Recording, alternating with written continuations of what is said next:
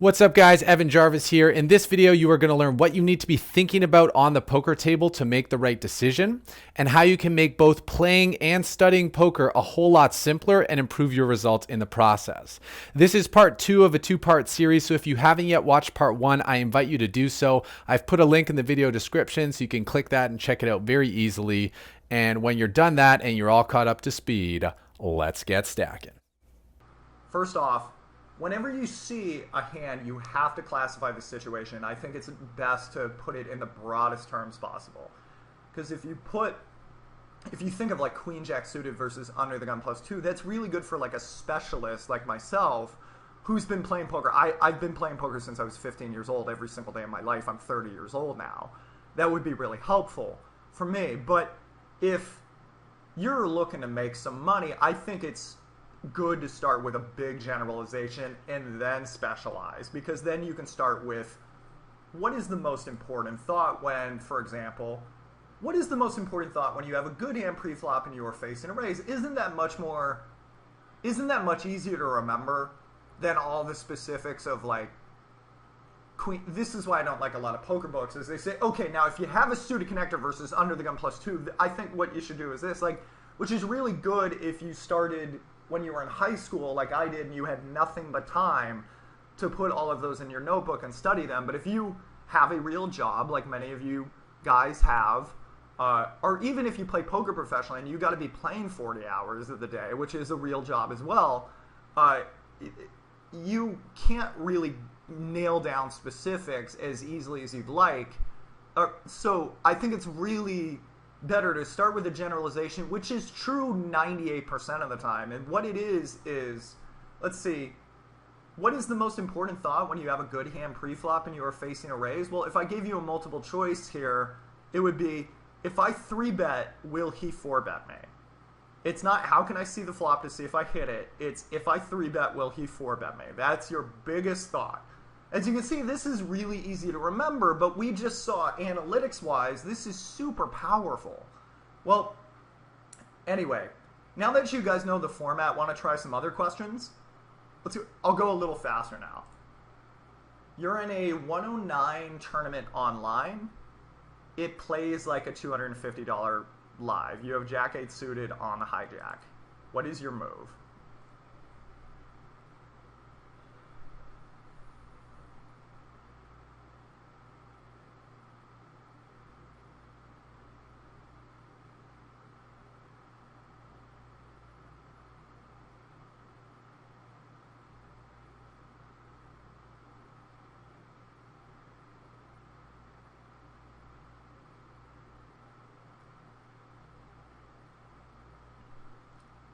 Okay, great. Remember your answer, guys.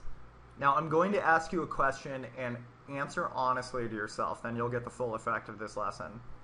How confident are you in your answer about whether to raise or fold here? Or call? Do you always open or fold this hand? If you always open this hand or you always fold this hand, both of those are wrong. Any chart that tells you otherwise is lying to you.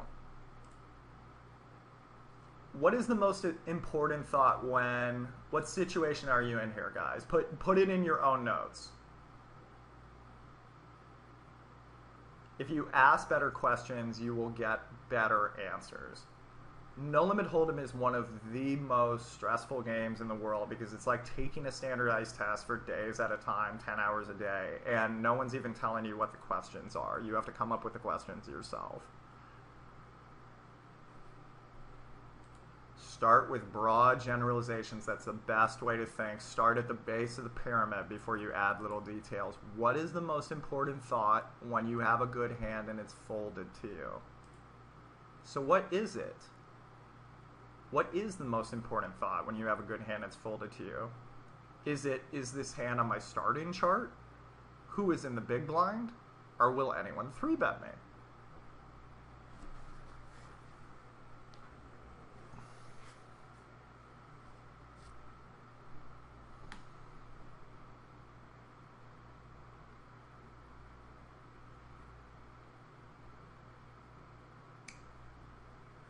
Well, B actually is pretty important, but you start with the most important thought first, which is, will anybody 3-bet me? When people call you or fold, so this is, okay, now this is literally any 2 cards, nobody 3-bets me, I'm making a profit. So like 9-5 offsuit I make a profit with, okay? As you can see, you don't make as much money with pocket aces when they don't 3-bet you, but yeah, this is did 3-bet false and preflop raise true. If you guys want to see the filters I'm using, you can always look at them on the top and read them out. When people call you or fold, they have the same... sorry, let me say this again. When people just call you pre-flop, they have the same range problems that they have when they flat 3-bets. Actually, it's even worse because they have a wider range and less good hands. They're going to miss too many flops. Unless the board has 2 cards 9 or higher, they're missing enough of the time to make almost any c-bet profitable, assuming the person folds high cards on the flop, which is what most people do. That's how you get numbers like this. However, if someone 3-bets you and you're not 4-betting, then you're missing most of the boards. If you're not flatting and check-raise bluffing, you're not turning a profit. That's why opening charts are worthless in my mind. I put them together as like rough guides for my students, but I honestly don't like it. Should you open here? There's no definitive answer. In soft tournaments where no one 3-bets, yes, go for it. You can open 7-4 suited too. However, if you have a good pro on the button like we do here, then definitely do not open. You should fold ace-10 offsuit too if you're not 4-betting. There's sometimes I'll be playing, I'll have like Antonio Esfandiari on the button who's 3-betting really well. When I get ace-jack offsuit there, I'm either opening to 4-bet him or I'm just not going to open because I'm going to get 3-bets so much. And just most of the time I'll open a 4-bet, right? But like maybe I'll fold like an ace-10 off or whatever it is, right? But just being able to prepare for that will make you so much better at the game. It's that was the only... I was recently fortunate enough to final table... right at the tail end of 2016, I final tabled WPT Prague, and all those guys were just, I was playing a lot of lights out Eastern European players, just fantastic players. The one edge I had on them was this, which is the way they play is they kind of have their starting charts, because a lot of those guys play cash games, they have their starting charts and they just kind of open, and then the hand develops and they usually play it in a profitable way. But the only edge I really had on them is I knew in tournaments you can't do that, because especially when blinds are like 40 big, when it's like 40 big blind stacks, you just cannot afford a miscue. So before each one of my opens, I thought long and hard about, okay, who's gonna 3-bet me? Can I 4-bet them? If not, should I just fold here? And that put me to the final table, even though I was playing against a lot of guys that were really good. However, anyway, you're getting 3-bet a ton with one pro or multiple pros behind you in position. That's going to make your hand an unprofitable open, so you have to look for that. And if you just don't see that, or it's the beginning of any normal tournament, just go ahead and open here. You're fine. Okay, let's do another. You're in a $50 tournament online, so that'd be like a $150 live. Your opponent raises pre-flop. You call from the big blind. What is the most important thought? What situation are you in here? Start with generics.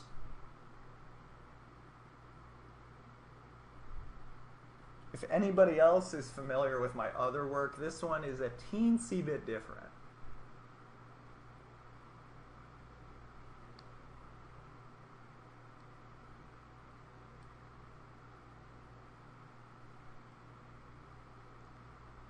Okay, guys.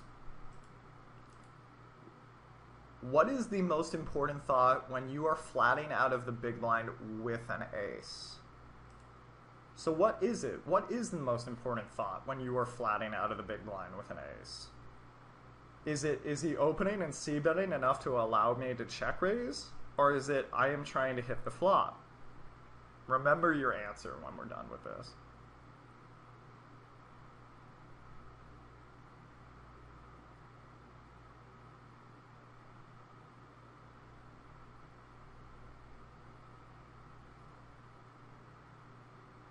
Not gonna lie, this one's really hard, guys. you get to this flop, so you call, you check this flop, king of diamonds, six of diamonds, three of hearts. He c-bets. What's your move?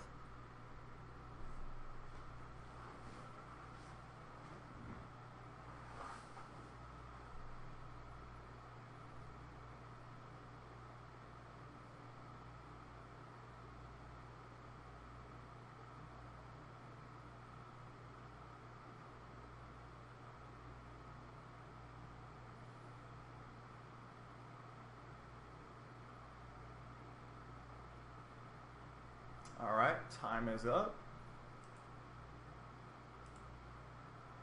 What is the most important thought when you are flatting out of the big blind with an ace? It is actually, I'm trying to hit the flop because nobody double barrels enough. The correct answer here is actually B a lot of the time. The answer, if you had any hand that wasn't an ace, which is why I called attention to it at the beginning, is the answer is A with any hand that does not contain the letter A. I think you should fold here a lot of the time.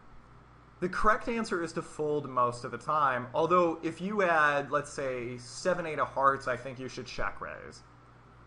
You can call because you can call pre-flop because no one double barrels ace high boards as a bluff ever. Like, that's a play I've seen with Russians and Latvians, and that's about it. So when you hit, you can check call the flop, check turn, lead river, and still get called by a bunch of weird hands that make no sense when you hit the ace. You can also check raise boards with two hearts because you're blocking ace high flush draws. So this is a sample of 1100 check raises, which doesn't sound like much, but it's very hard to get a ton of check raises. This was over the last 500,000 hands I played on Euro networks and American networks. As you can see, I'm a big fan of the check raise. So that's 800 big blinds per 100, which is 8 big blinds per hand, which is about what aces makes pre-flop. However, I'm not a big fan of doing this play with an ace, which is why I think I have these numbers. It's narrowly profitable. It is narrow, like on paper, it is a profitable check raise, but it presents a ton of problems considering the fact this is not a one-street game. Normally, it'd be a good idea. Normally, it'd be a good idea to check raise this guy here. If he's opening this range and c-betting on this board, and he will be close to c-betting 100% because people do not check enough versus a big blind who just called, then you'll notice to the right that he's only hitting a pair or a draw 54% of the time, which means he has nothing 46% of the time. So if you check raise to 3/4 the size of the pot and you think he's going to fold high cards, you have a profitable raise. So just so you can see, so all of these together, 54%. So that's every weak pair, every middle pair. That's how often he has these, with this range on this board, he has these hands 54% of the time. Any flush draw, open and straight draw pair, right? Now, if you know the guy pot controls some kings or medium pairs, then he has missed this board even more. Because most guys, okay, if they're going to check there, they're going to check like eights with the 8 of diamonds or like king 10. But if they have jack 9 of hearts, they're not going to check because they've completely missed, and it's so likely you and the big blind who just flatted to complete the bet you're going to fold. However, notice what happens when we put just one ace in the dead card section. He now has a pair or a draw a couple more percent of the time. So now it's gone up to 56% of the time, right? So now you're, okay.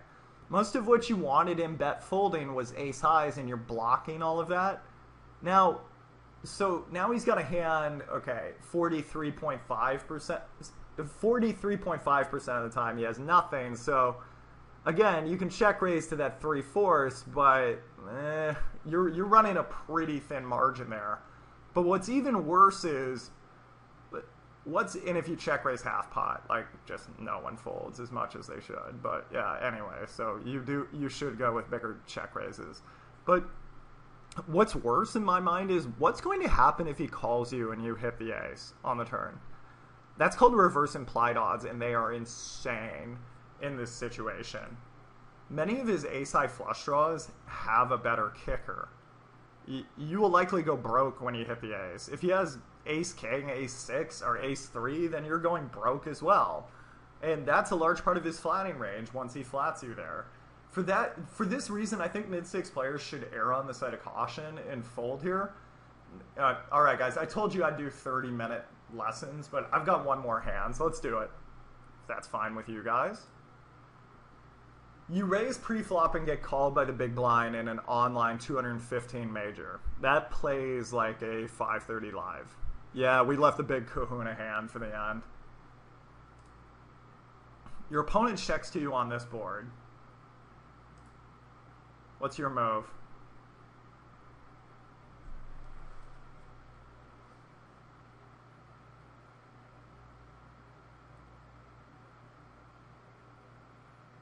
I feel like teaching today. Let's teach more.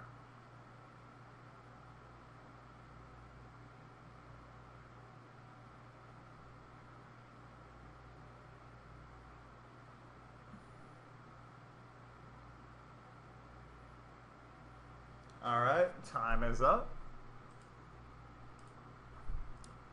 What is the most important thought what situation are you in here?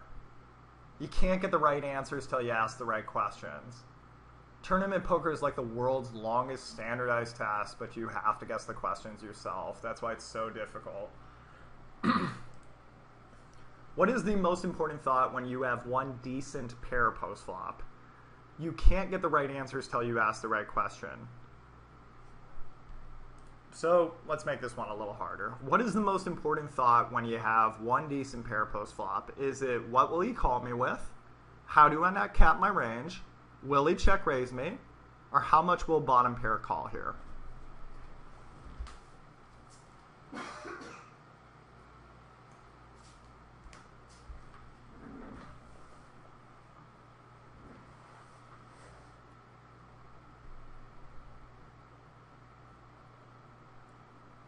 All right, time is up. If you don't cap your range here, you will generally be in a good place. If you ever look at a database analysis total, you'll see the vast majority of people only check raise one hand out of 10 on the flop, which is pretty much sets in two pairs. This number right here, 48.9% fold to flop c-bet, lets you know what people generally call with on the flop, which is pairs. You have high cards or worse about half the time, so it answers that question most of the time. And by the way, guys, you can look at any database on Earth. You will see the same number, almost always. As for what will bottom pair call with, that's more on the right track if you were asking yourself what would bottom pair call. But pretty much any bet will be called by a pair on the flop. The problem is poker isn't a one-street game. How much were you thinking of betting there? If you said half pot here, I don't think that's the right answer. If you're betting with nothing on this flop, you'd likely bet really small. He either hit this board with the ace or he didn't. If you bet half pot and the turn is a deuce, do you bet half pot again with your queen-queen? Do you think a 7 or a 10 is going to call two larger bets if you go half pot, half pot?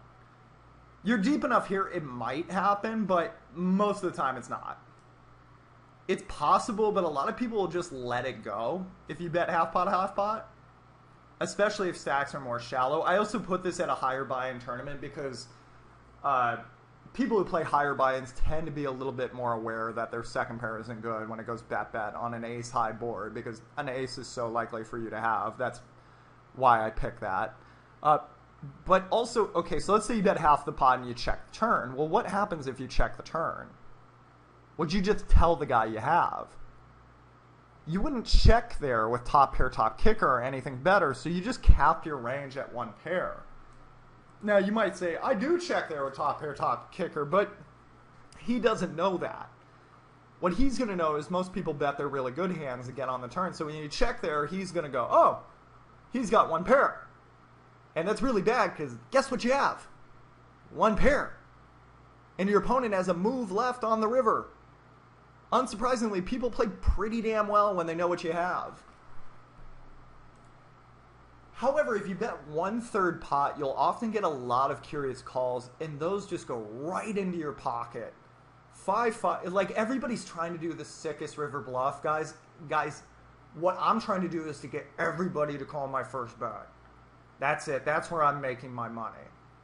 The 5-5 was folding, but now they want to see what you're doing because you bet so small. 5-6 was folding, like 5-6 of diamonds or whatever, but now they're confused and calling. Gut shots are coming along too. Now on the turn, you can bet what you want because that's where people usually have trouble. So I'm going to peel back the curtain a little bit, guys, to let you know how I make my product. So as you can see, fold to turn c-bet. This is just a nominal database that I pulled up here for examples. I think it'd be really unethical to show all the hands I have and stuff like that. This is just like me playing on Winning Poker Network like the last year or something like that. It's a very small database I use to play there, which is just hands I've played myself. But every database looks like this, which is what you'll notice in most analyses of your opponents. It's on the turn where people have a hard time folding. So this is fold to turn c-bet, and it's 29.8%, which is another way of saying they call 7 times out of 10 there. That's actually kind of low. This is one I just pulled for an example. I've looked at databases that are thousands of times this size. I'm not allowed to combine databases. That's not allowed by the poker sites, but I am allowed to just look at databases that professional players have put together, my clients, and then just write down the numbers and then average them, which I guess would be the same. I wrote a lot of emails making sure that was right, but yeah, anyway.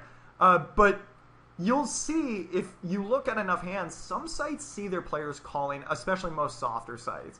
Most sites see their players calling 8 times out of 10 on the turn, and on the river it's 8 times out of 10 too.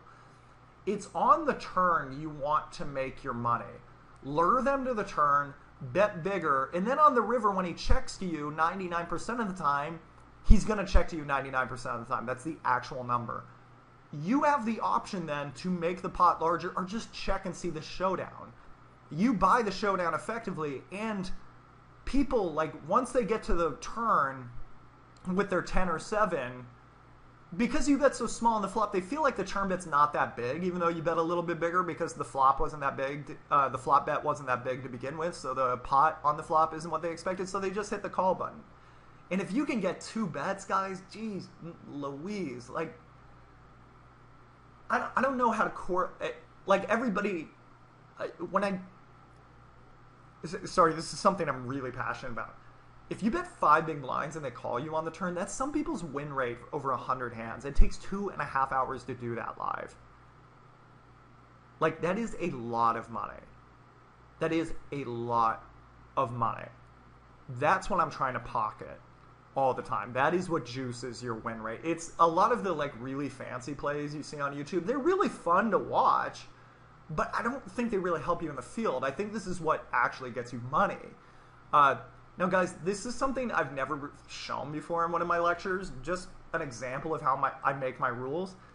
The reason I don't like many poker coaches is because they overcomplicate things. Like, I think they mean well enough. I think most poker coaches honestly really do want to help their clients. I just think the thing we forget, and I used to do this too, to be fair, the thing we forget as professional poker players is you guys typically don't have 60 hours a week to devote to poker like we did.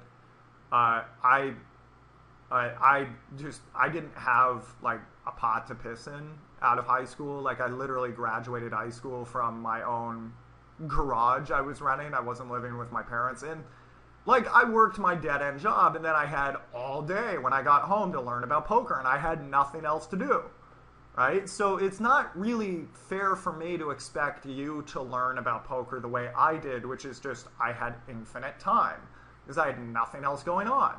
So what we do as poker players a lot of times when we're teaching is we teach people the way we taught, which is just going over every little fine detail. When what you should be doing is picking one big thing that when you correlate with the data like we did here, actually is super effective. So keeping the betting lead is super effective, because if you can just get to the turn and bet to buy the showdown, as you can see, people are really bad at folding the turn.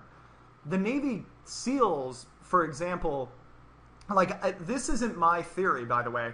The Navy SEALs say it's actually dangerous to give people too much to remember in the field, they only have their soldiers remember 2 or 3 things on a mission. Because even the best trained soldiers in the world forget things while under pressure. This is a simple rule. Do not check and cap your range, but as you can see, analytic-wise, it's actually pretty smart. People call too much there. I don't need you to remember all these numbers. I don't need you to remember every fine-tuned detail. I need you to just remember, do not check and cap your range. Do not check and tell the guy you have 1 pair. And it'll open up this turn pathway. I think this is the future of poker coaching. Poker is about making the most money. It's not about doing the sexiest bluff. The way you make money is opening when no one will 3-bet you, 3-betting when no one will 4-bet you, and c-betting to the right amounts. This video has been brought to you by How to Think Like a Poker Player. I have a lot more information about this and how to think like a poker player.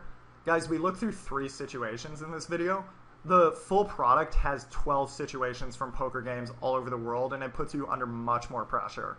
It really harps on my fundamentals, which are much different than what's in every poker training book. You will never play poker the same way again after you use this product. And that wraps up this part of the training series. I hope you enjoyed the video. I hope you learned a lot from it. If you like this video, please give me a thumbs up to let me know how I'm doing.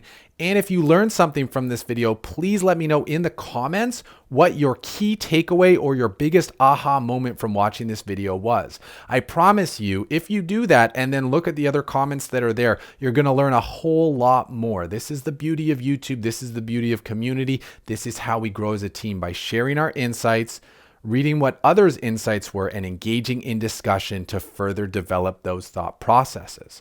I really hope you're enjoying this learning series. And when you're ready to watch more training lessons like this one, feel free to check out my YouTube channel, youtube.com/Gripst, or come by my website, www.gripst.com, and join Team Gripst for exclusive discounts, offers, and training opportunities. We got a whole lot of good ones coming on the way, and I hope that you are someone I will be getting to share them with.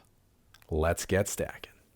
Thank you so much for watching this video. I hope you found it educational and entertaining. If you want to join Team Gripst, click on that subscribe button and tap that bell to be notified every time a new video goes live. For behind the scenes updates and motivational quotes from my poker journey, follow me on Instagram. And when you're ready to take 1 step closer to becoming poker's next champion, click on me in 3, 2, 1, and let's get stacking.